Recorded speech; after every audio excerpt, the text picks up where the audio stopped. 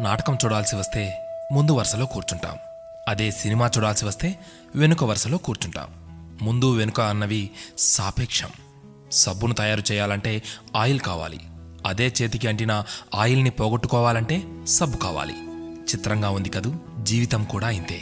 సమస్య వచ్చి పడింది, జీవితం అయిపోయింది అనుకోకూడదు. దానిని ఓ మలుపుగా భావించాలి. ఈ ప్రపంచంలో ఇద్దరు ఆనందిస్తారు. ఒకరు పిచ్చివాళ్ళు, మరొకరు చిన్నపిల్లలు. గమ్యాన్ని చేరుకోవాలంటే పిచ్చితనం కావాలి. చేరుకున్న గమ్యాన్ని ఆనందించాలంటే చిన్నపిల్లలైపోవాలి. తాళంతో పాటే తాళం చెవి కూడా తయారు చేయబడుతుంది. ఒకటి లేకుంటే రెండోది తయారు కాబడదు.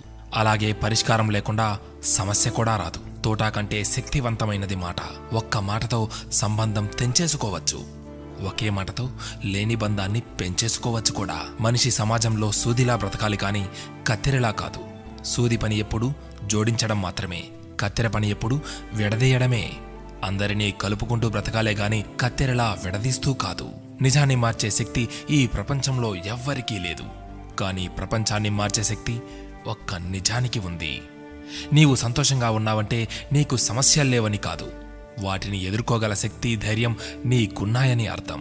స్నేహితుడిని నీ దుఃఖ సమయంలోనూ, యోధుడిని యుద్ధంలోనూ, భార్యను పేదరికంలోనూ, గొప్ప వ్యక్తిని అతని వినయంలోనూ పరీక్షించాలి. చేసిన తప్పుకు క్షమాపణ అడిగినవాడు ధైర్యవంతుడు. ఎదుటి వారి తప్పును క్షమించగలిగిన వాడు బలవంతుడు.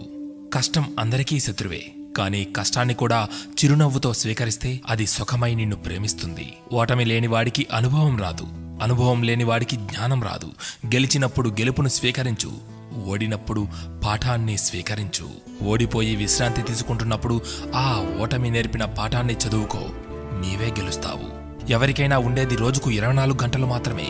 గెలిచేవాడు ఆ 24 గంటలు కష్టపడుతుంటాడు. ఓడేవాడు ఆ 24 గంటలు ఎలా కష్టపడాలా అని ఆలోచిస్తుంటాడు. అంతే తేడా.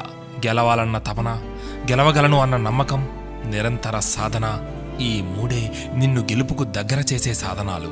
నేను గెలవటంలో ఓడిపోవచ్చు, కానీ ప్రయత్నించడంలో గెలుస్తున్నాను. ప్రయత్నిస్తూ గెలుస్తాను, గెలిచి తీరుతాను. స్వయం కృషితో పైకొచ్చిన వారికి ఆత్మవిశ్వాసం ఉంటుంది గాని అహంకారం ఉండదు. ఏమంటారు?